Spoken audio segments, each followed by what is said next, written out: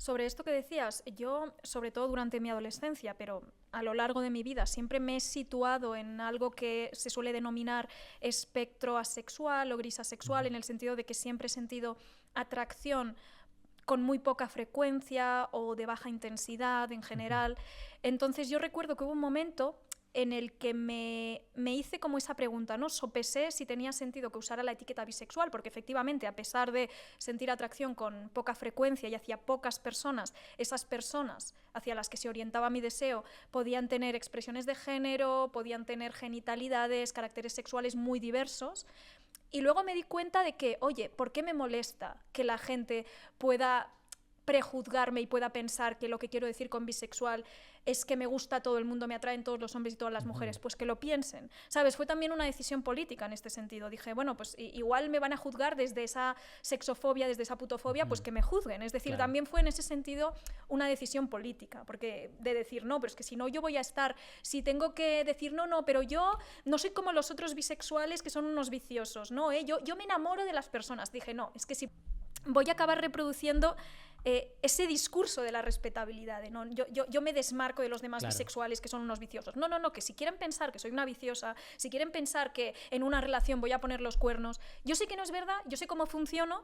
Si te vas a quedar con eso porque yo use la etiqueta bisexual, pues mira, más ganas me dan todavía de reivindicar esta etiqueta históricamente vilipendiada y criminalizada y estigmatizada, ¿sabes? Entonces fue esa decisión. Y que cuando lo perpetuamos, al final, esa forma de amoldarnos a la respetabilidad del sistema cis heterosexista, al final echamos mierda sobre el resto de personas de nuestro propio colectivo que no quieren seguir X formas de amoldarse a ese sistema. Si yo intento convencer a todo el mundo de que por ser bisexual no soy un promiscuo y un guarro y etcétera, etcétera, al final lo que hago es aumentar esa sexofobia, esa putofobia, ese slut shaming constante a personas que a lo mejor tienen relaciones sexuales de una forma mucho menos normativa de la que lo tengo yo, o de forma mucho más habitual o más constante, o como les dé la gana, que al final, repetimos, mientras exista un consentimiento, ¿qué problema hay? Entonces yo creo que tenemos que, o sea, incluso si no eres una persona promiscua, yo no me considero una persona especialmente promiscua, sin embargo, si me llaman guarro promiscuo, digo, bueno, vale, pues vale. Si te parece bien, es que no me parece... Que le das a todo, pues claro, vale, sí. O sea, creo que es similar a la reapropiación de cuando te hablan en femenino por maricón, ay, guapa, tal, y ahora los maricones hablamos muchas veces en femenino entre nosotros cuando estamos conversando, porque creo que hemos llegado al punto en el cual no nos ofende que se nos compare con una mujer, porque no consideramos ofensivo ni malo que ser mujer. Entonces creo que tenemos que seguir el mismo camino en cuanto se habla de la promiscuidad. No me parece ser promiscuo, no quiero culpabilizar a ninguna de mis hermanas que mantiene relaciones de forma menos normativa como le dé la gana, así que yo no me voy a ofender. Si me quieres llamar guarro, promiscuo, etcétera, como ya está haciendo medio Twitter en estos mismos instantes y durante todo el rato, porque es curioso, y esto sí, también lo quiero decir, a casi ninguna otra orientación sexual, o al menos no a los hombres gays, ni a las mujeres lesbianas, ni a las personas heterosexuales, se les niega su propia orientación sexual de forma constante y se tiene que justificar de forma constante, aunque parezca una obviedad, quiero decirlo, como a las personas bisexuales. Si Pablo Alborán sale del armario como hombre gay en un vídeo, nadie va a ir a decir mentiroso, lo haces para vender más discos, lo haces para estar en el candelero. Todo el mundo dice, ya, sí se le veía, evidentemente, y esta forma de tal. Sin embargo, si alguien sale del armario como bisexual, pues todo es pues esa misma forma de llamar la atención, ay, es que quiere llamar la atención, como si tuviéramos 14 años y si tuviéramos ese mismo argumentario. Ya no sabe qué decir, es que quieres llamar la atención, es que, bueno, a mí me hace mucha gracia. Yo siempre digo que ahora me identifico como bisexual porque después de 10 años como vegetariano ya no llamaba la atención de la misma manera, entonces necesitaba una forma nueva. Pero me hace muchísima gracia esa forma de negar nuestra identidad, y uno de los motivos es porque muchísima gente de la que dice esto, y esto puede sonar no, el que es homófobo es porque en realidad es gay interno, prometo que no es eso, pero muchísima gente puede tener esa misma potencialidad de sentir atracción por cualquier tipo de género. Hay muchísima más gente bisexual de la que se reconoce como tal. Sencillamente, mucha gente interpreta que no es bisexual porque a lo mejor le atrae muchísima más gente de su propio género o del género contrario que al contrario, o se ha convencido de que no, o no ha socializado de esa manera. Sin embargo, por ejemplo, uno de los comentarios que yo leí en mi vídeo de cuando lo subí, en plan, bueno, que te comas 1500 pollas y un coño no te hace bisexual. Y hombre, pues a no ser que ese coño sea de un hombre trans, Un poco yo sí, creo que sí. Un poco sí. Bueno, ya lo dicho. Si yo quiero identificarme como ello. Claro, no pero... voy... Sí, por supuesto. Si yo quiero identificarme como ello, pero tengo ese potencial de sentir atracción por personas de todo género, tengo ese interés y esa forma de relacionarme sexualmente con personas de todo tipo de género, por mucho que, evidentemente, y esto no creo que a nadie le haga falta que yo se lo aclare, tampoco te voy a negar que seas gay si tú te autoafirmas como gay en este caso. Y exactamente. Y si de repente me lío con 2 chicas y me quiero seguir identificando como hombre gay, pues sabré yo qué es lo que siento en medio, porque al final es que las prácticas no hacen la orientación sexual. O sea, yo me puedo haber acostado con una mujer y resulta que lo he hecho por experimentar y que no lo he disfrutado. Total. Y seguir identificándome como hombre gay si quiero. A lo mejor podría no haberme acostado nunca con una mujer y aún así seguir identificándome como bisexual, porque reconozco en mí ese potencial. La cosa es que es algo interno y político.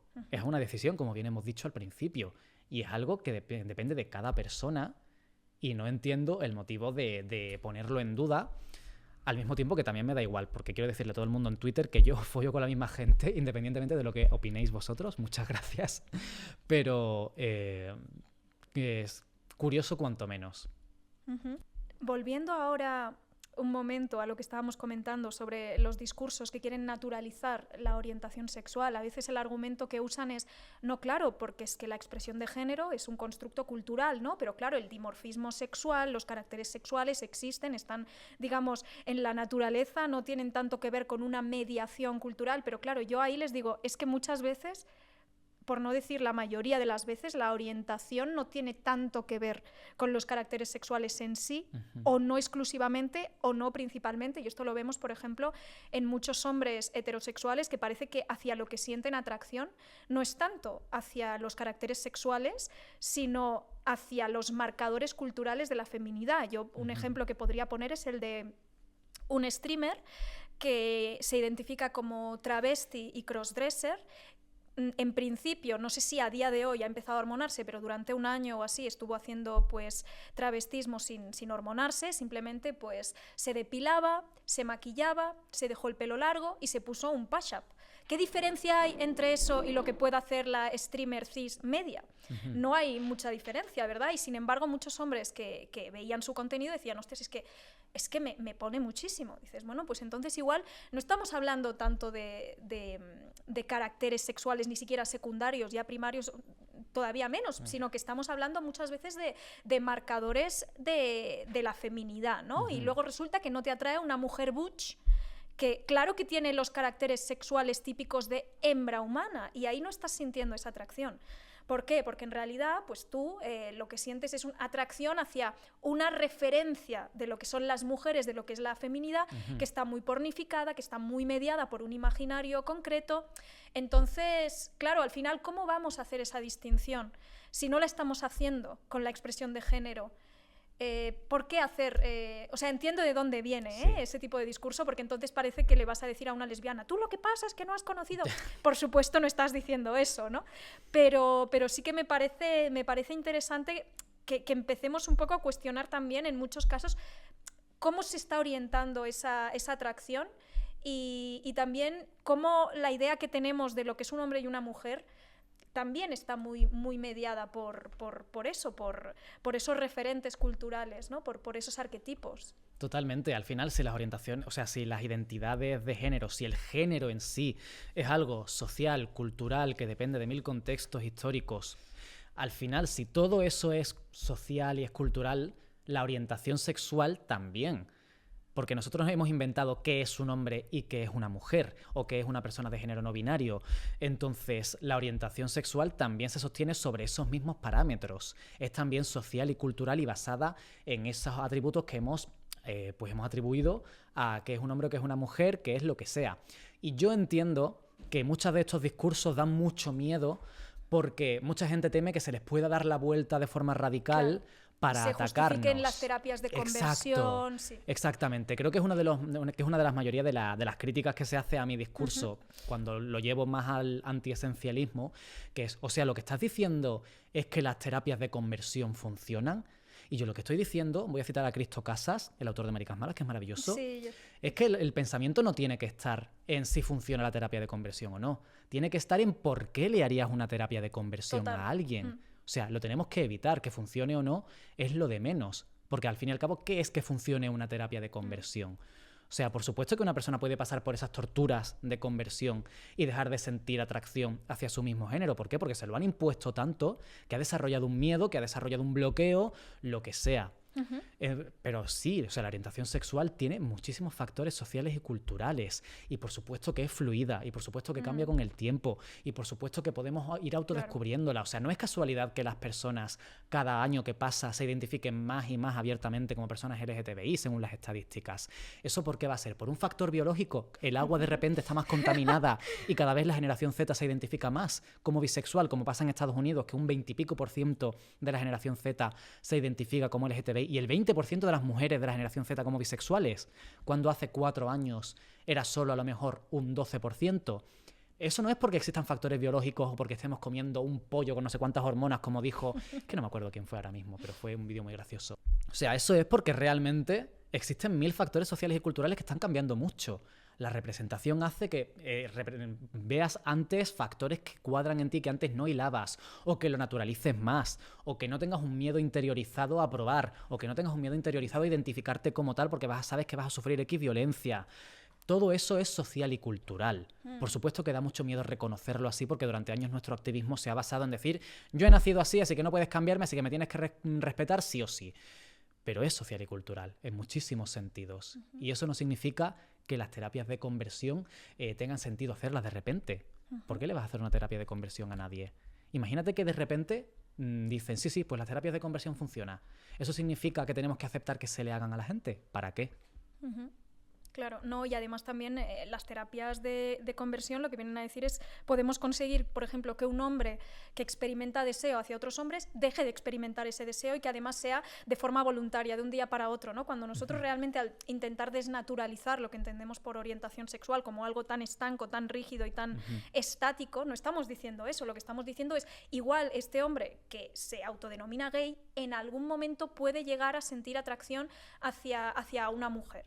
Y ni siquiera estamos diciendo debería hacerlo, porque yo creo que esa es también un poco la trampa, ¿no? Que puede parecer que yo le estoy diciendo a una mujer lesbiana que toda su vida solo ha sentido atracción hacia sujetos que tengan ciertos caracteres sexuales secundarios, yo no le estoy diciendo, oye, tú te tienes que sentir atraída por toda persona que encarne una cierta feminidad, es decir, depende, o sea, yo no estoy diciendo que tengas que hacer absolutamente nada. Lo que estaba hablando, por ejemplo, y creo que esto pasa más con la heterosexualidad masculina, de hecho, fíjate que he puesto ese ejemplo, porque fíjate que muchos hombres heterosexuales sí que parece que sienten rechazo hacia mujeres con vello, mujeres que no encajan en un canon muy, muy, muy restrictivo, muy eurocéntrico, que a la mínima... ¿Sabes lo que te quiero decir? Entonces también por eso he puesto ese ejemplo y no el de las lesbianas, porque sí que creo que, por ejemplo, en el caso de los hombres heterosexuales sí que su deseo se articula, se construye muy de acuerdo a, digamos, o se orienta hacia una imagen de lo que es una mujer como muchísimo más pornificada que en el caso de muchas mujeres sáficas. Entonces por eso ponía ese ejemplo, porque me parecía bastante ilustrativo, pero por supuesto yo no te estoy diciendo no, tú aunque digas que eres lesbiana algún día te va... Yo de verdad no te estoy diciendo que tengas que hacer absolutamente nada, simplemente creo que de la misma forma que podemos desnaturalizar el género y no significa eso que no exista o que tú de un día para otro, o sea, no estamos comprando un discurso voluntarista, lo decía Judith Butler en Critically Queer, decía no estamos diciendo en ningún momento que tú puedas de repente salirte del género como si no te hubiera constituido de alguna forma y decir voy a elegir que hoy soy tal como quien elige la ropa que se va a poner ese día, porque al final tú no puedes existir como sujeto que ya está generizado y que solo ha llegado a ser inteligible para sí mismo y que solo ha llegado a relacionarse con el mundo desde el género, de repente decir no, pero sí que puedes llevar a cabo pues ciertos, por ejemplo, puedes parodiar, como con el caso de lo bimbo, de lo drag, puedes parodiar, puedes salirte de lo que se espera de ti a pesar de la violencia correctiva que vas a sufrir, ¿no? O sea, en ningún momento está diciendo que de repente, porque yo, por ejemplo, ahora diga tal, ya no vaya a sufrir discriminación en el trabajo porque se me lee como una persona que se puede quedar embarazada. Yo creo que la gente salta a conclusiones que no son lo que estamos diciendo. Totalmente. O sea, la simplificación también de los discursos que han hecho mucho daño, que por cierto en esta época parece que todo tiene que ser blanco o negro y que se pueda explicar en 15 segundos, eso es muy peligroso, pero totalmente. Y yo lo estaba pensando que con el ejemplo que has puesto de los hombres heterosexuales, como si uno de los mayores factores a la hora de sentir atracción afectiva y sexual por parte de los hombres heterosexuales no fuera el poder. Claro, total. O sea, hay algo más social en cuanto a la forma de entender lo que el poder. O sea, te atrae lo que puedes poseer, sobre lo que puedes tener autoridad y lo que te construye a ti identitariamente como hombre cis heterosexual. Y bueno, y como hombre cis heterosexual y como todo tipo, igual que el llamado y criticado culto al cuerpo dentro del mundo gay, entre muchísimas comillas, que al final tiene una forma de intentar compensar tu orientación sexual disidente y la opresión que has sentido durante mucho tiempo mediante las conquistas sexuales y mediante lo que significa y construye tu masculinidad, el hecho de sentirte atraído y conseguir conquistar a ciertos tipos de hombres. O sea, si puedo conquistar a este hombre musculado, masculino, sin pluma, etcétera, etcétera. Eso me valida, ¿no? Eso me valida, eso me construye. O sea, construimos nuestra identidad también en la forma en la que nos relacionamos sexual y afectivamente también, que lo dice Brigitte Vasallo. Que esto también, y volviendo a hilar con la bisexualidad, es problemático la forma en la que se nos constituye la identidad, incluye también cómo se nos entiende a nivel sentimental monógamo. O sea, la persona con la que yo me relaciono no es una persona con la que yo quedo, con la que lo que sea, es una persona que me construye, que me identifica. O sea, se me ocurre, por decir algún ejemplo así tonto, una amiga mía que se llama Claudia G. Moneo comentaba sobre un par de señoras mayores que estaban hablando sobre otra señora mayor que era viuda y dijeron, ella es sola, no ella está sola, no ella es viuda, ella es sola. O sea, su identidad gira alrededor de que no tiene marido. Eso la identifica también. Pues pasa también, por ejemplo, con las personas bisexuales, por ejemplo. Al final se nos entiende dependiendo de con quién nos estamos relacionando sexual y afectivamente.